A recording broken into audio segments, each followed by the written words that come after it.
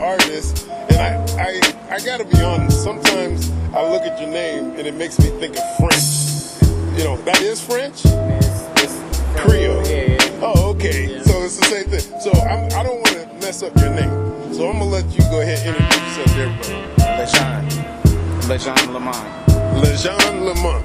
Okay, well we're out here, and I had the pleasure of meeting this young man just last week, and he was basically doing artwork for Create. Is it Creed Academy? Creed Academy, where he was doing some artwork for Nipsey. And the thing about it was, when I met him, you know, I was actually catching him in the status of doing something else for somebody else, and I wasn't going to be able to highlight him. But guess what? Now this is your time. So this is going to be all hands out, bars off, and everything. So I'm going to start off with this. Who is your biggest influence as far as for you to get into the artwork? Biggest influence as far as artists that inspire me, or just people in my life that have pushed me to do so? Well, I'd say artists as well, because there has to be some type of person or art person that you looked up to, and then as well as the people that pushed you. Well,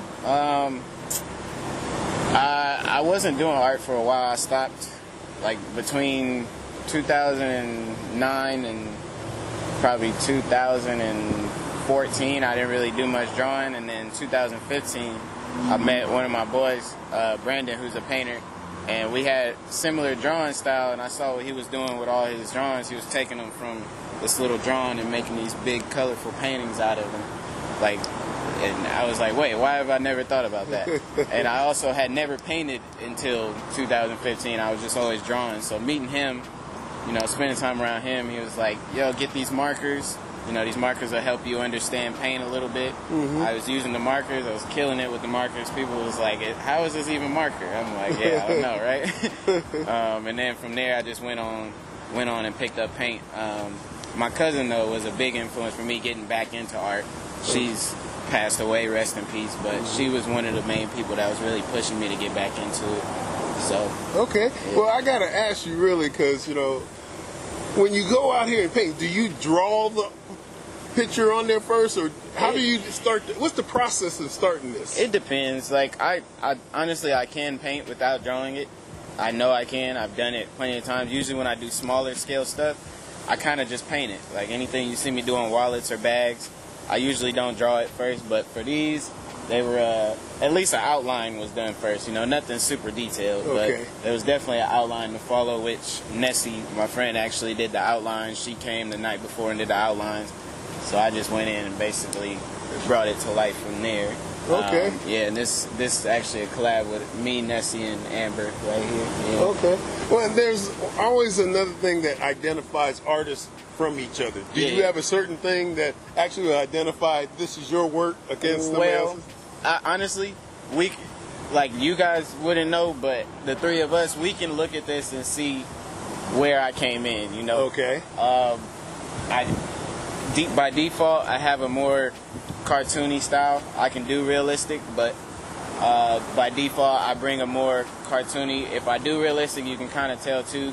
The first mural we did together, a lot of people looked at it and could tell that I had a lot to do with the small details, just because, you know, it's just the way my hand works. You know? Okay. Nessie, she's got a slightly different style. She's also left-handed. It looks a little different. Okay. She's a little more free, whereas mine, I guess I'm a little more precise. Okay. Yeah. All right. Well, I know that's one of the things. There's sometimes you separate yourself. Like, you know, Da Vinci, you know, both. I was gonna say Gauguin. You know, those artists. There are certain styles and stuff like that. Yeah, we definitely have slightly different styles. She's mostly a tattoo artist. So I can see the difference in her style from a lot of people, just because tattoo artists tend to have a different approach. Okay, so is it more that they're, like you said, you got a little more cartoony. With the tattoo artists, they have a little more seriousness to theirs? Or what? Cartoony, by cartoony I don't mean whether it's serious or not. I just mean like basically, I don't know. It's hard to explain. There's very subtle things that can make it go from realistic to cartoony and just very quickly. Okay. So. Well, I know my listeners, they're interested in knowing who are you. Yeah, yeah. So tell us about you. Well, I'm Lavon. I'm from Compton. I'm 28 now. Just turned 28 on Monday. 28-year-old artist. Like I said, I've been drawing since I was 3. From 3 all the way to 18, it was pretty consistent. I taught myself how to draw and paint everything. Nobody taught me anything. My grandmother started me when I was 3. She taught me how to draw fruits, and then everything from there, I pretty much just taught myself. So you just basically start picking up the art pencil at 3 years old? Yeah, yeah. They have drawings that I have from 4 years old. They still have them. Is that right? And see, most kids, they ain't picking up no art pencils at no 3 years old. They trying to pick up some Legos or something like that. I mean, I had that too. I had a lot of that stuff too. But, I mean, drawing was the one thing that stuck throughout my ages, you know? Okay, so tell me, is there any strengths or any weaknesses to the artist? You know, do you have any? Do I have strengths and weaknesses? Yeah, I'm sure. I mean, I like to say I can pretty much draw and paint anything because I can. That was nasty. Sorry. I can draw and paint anything. I've not discovered anything I couldn't do. There's things I'm not totally comfortable doing. Like, if you ask me to paint a car, I may not feel comfortable doing it, but I bet you I can do it. Okay, okay. Yeah. My first mural was actually way out of my comfort zone. Oh, really? For a lot of reasons. I did that one by myself. It was a wall that was probably 3 times as long as this. Okay. Not too high about where the letters are. Okay. It was the side of someone's house. They wanted like a continuation of a golf scene, and I never painted a golf scene. I'd never done a mural. I'd never used spray paint before. I'd never used paint rollers before. I'd never really done any of it, but I did it and they loved it. Oh, is that right? Yeah. So doing paint rollers and like with airbrush and all that, so that's different ways that you have to layer that and everything? Yeah, honestly, all of, like, going from pencils to markers was tricky enough in itself. Luckily, I'd just been doing it so long I could pick it up, but if you're using pencils or markers or paint, or and when it comes to paint, especially if you're using a brush or an airbrush or spray paint or a paint roller, it's all different. It also depends on the medium you're painting on. So if it's a brick wall, if it's a stucco wall, if it's a smooth wall, if it's a canvas, if it's leather, there's different ways you gotta approach these things. Certain things have different texture. You can get more detail.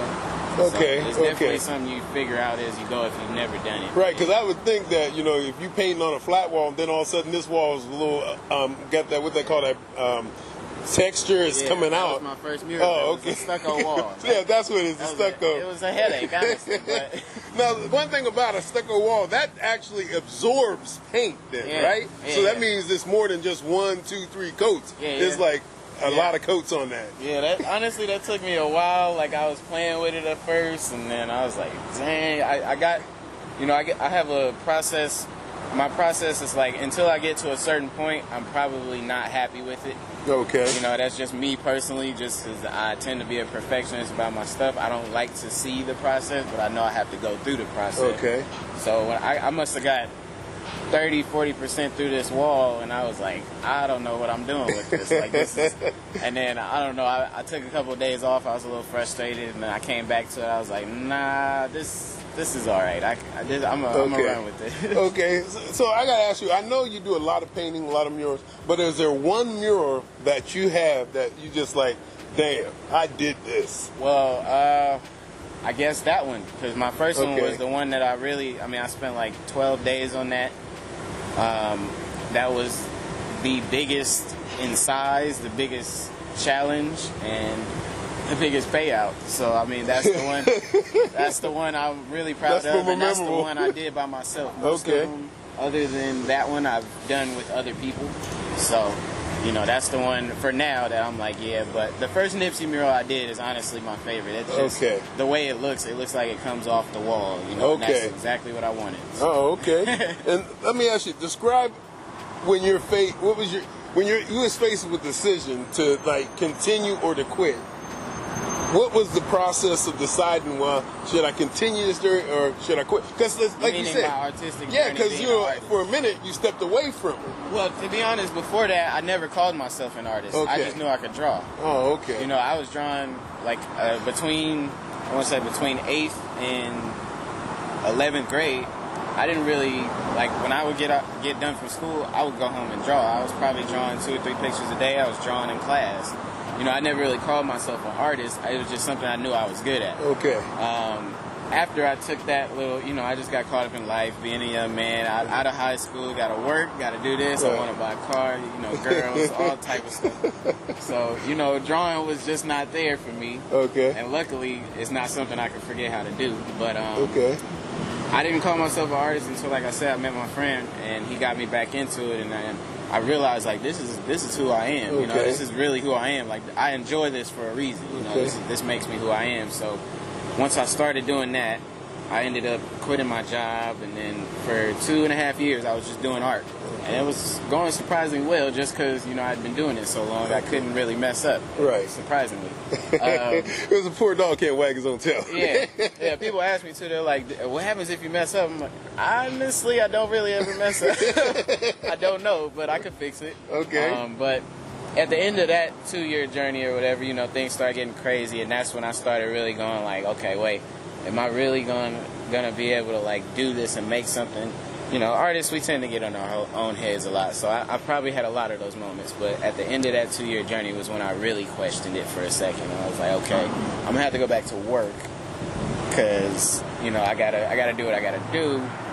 Am I really gonna be able to pursue this, blah, blah, blah, as much as I want to?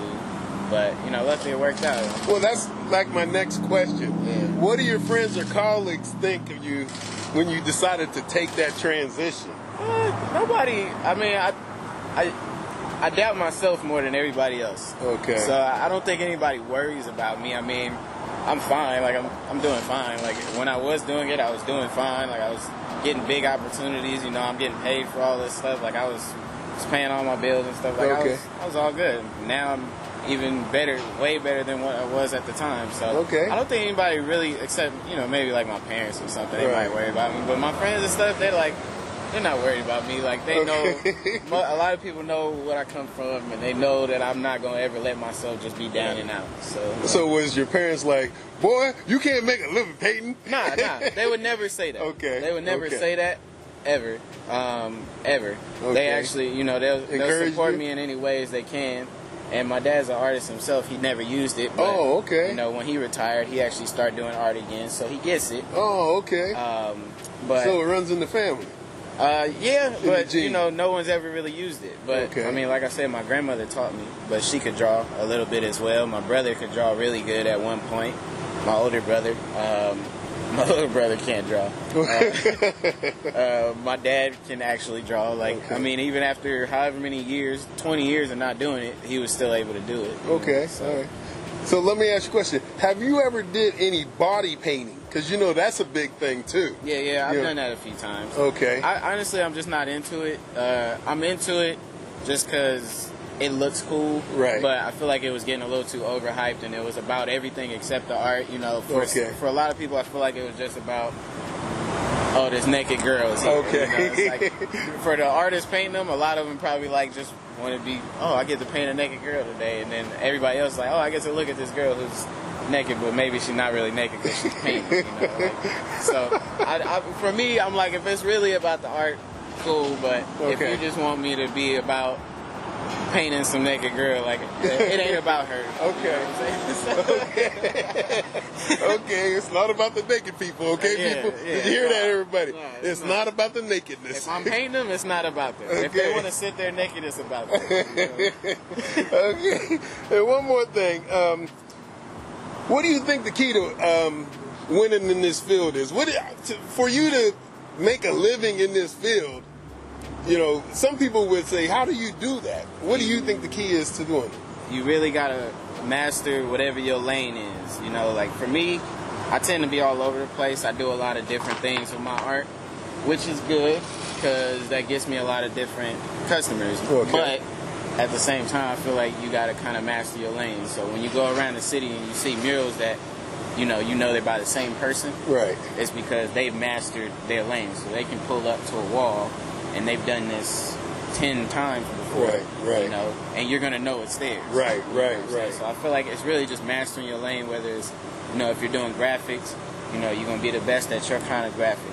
If you're doing painting, you're gonna be the best at whatever it is you're painting. It's gonna stand out, and people know it's you. You know, So a question that brings me around to how you'll see in LA, you'll see a lot of murals and everything like that. But as you know, a lot of stuff has to do with tagging, where they go around tagging and stuff like that. Does that cause a problem for a person as yourself, as far as a professional, when you got all these people out there tagging and stuff like that, and the police cracking down on it?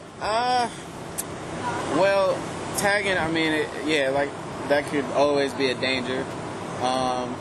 Most people coat their murals with stuff that if you tag on them, you can just bring it off. But I mean, regardless, it still ruins it for the time being. So that's always a concern. But honestly, I don't see many paintings that just get tagged over. I feel like, you know, graffiti artists, they're artists too. You know, most of them, they're respectful to that nature at least. You know, it's like they wouldn't want anybody painting over their tag. So they're probably not going to tag over your painting. It would have to be someone that's just out looking to mess something up. Okay. All right. Now, one thing, last question. Are you willing to change yourself for success? Yeah, I've had to change myself a lot. I wouldn't say change, but I've had to adjust and, you know, grow. But growth is a form of change. But change who I am, like, to my core, no. No, I don't know if I could, honestly. I'm kind of, at this point, I'm 28. You know, old habits, they just kind of stick. You know, as far as bettering myself, always. But changing myself as far as who I am, like, I don't agree people change to that level, to be honest. Well, I got one question, you know, because I'm a father, and I have, you know, ages that are anywhere from 32 down to 10 years old. And they're all doing well. And I'm looking at you, 28, you got your head on straight, but there's other kids at your age that don't have their head on straight. What do you think the strength was to help you with your focus and getting on that lane to be where you know what you want? Well, with me, I would say I was born an artist. So even the time when I wasn't doing it, you know, at the time I was too young to even understand that that's who I was and that's what made me who I was. Coming back into art, when I did, I had a realization that that's who I am. So I wouldn't say my head was even on straight. Me myself, I've always been like, you know, I don't care for a lot of things. You know, I've grown up around enough things to know what is for me and what isn't, and what's good and what isn't, what will last and what won't. I don't know. I guess I learned from examples. Like, I don't agree that I have my head on straight all the time. I have an anxiety disorder, actually, so I get in my own head about that a lot. But, you know, I feel like I know I'm not doing bad at all. But as far as having my head on straight, it's like I know what I want to do, but have I really zoned in to the point where I know how I want to do it? No. I guess the factor there is just self-awareness for me. Like, I don't take part in things that I know are not going to benefit me. You know, even you can go as far down as simple as drug use. Like, I've never, like, you know, most of my friends probably have, and I've probably been around it, but it's just never was something I really cared for, so I don't do things that I don't care for. One more question, and we're going to, you know, unleash you, you know what I'm saying? We're going to take you out the hot seat. Say first, is there like a long-range goal of a mural, like a size of a mural, where you would like to paint a mural, or a building, or somewhere where you would say, one day, I want to be able to paint that building or that wall? I don't have a specific building, but I know that I want to go, like, really big for one at one point. Like, if you go downtown, you got murals that are 70 feet, you know, like, that'll be great. Like, if I could get something as long as the size of that building, even that's not even that big. That's great. Like, I'll do that. gonna be a challenge, but I'm up for the challenge, you know. But I would like to do murals in downtown that are just like larger than life murals, honestly, like, you know, bigger than the biggest truck you can see passing by. You know, it's just, okay. Yeah. All right. Well, hey, that's good. Well, hey, this is Shogun with the artist Lavon, and what I want you to do is let the fans, the listeners, to know how to get in touch with you. You know, and if somebody wanted to, you know, book you to come and paint their wall or something like that, how would they do that? Okay. My Instagram is Sick Pencil, SICKPENCIL, Sick and Pencil together. My email's on there. I would say my email. I guess I will. It's pencil or brushes. So pencil or brushes @gmail.com. Yeah, you can reach out to me either way for anything. Most of my people reach out to me on Instagram. I used to do the Twitter thing too, but Twitter got a little toxic and I had to get away from it. Just to throw that in, would it got a little Donald Trump? A little him, a little bit of a lot of things. And I was like, you know, this stuff is really funny, but a lot of this is really negative too. It's funny, once I deleted that, I felt after about a couple weeks, I felt a little more release. Yeah. All right. That's what I've been about lately, like getting rid of anything that stresses me and takes me out. You know, with my anxiety disorder, a lot of things can take me out of my right mind. Okay. Well, hey, is there anything you want to tell my listeners before we go? Just do what you love and be the best at it, and try to be the best at it. You know, nobody can stop you. I had to learn that slowly over the past few years. You know, stop overthinking things and just do things. You know, as long as you know you can do it, you can do it. All right. Hey, this is Shogun with the artist Lavon, and hey, we want to say thank you for listening. And guess what? We're gonna keep watching Lavon and watching that growth in his world. All right. Y'all have a good one. All right. Thank you.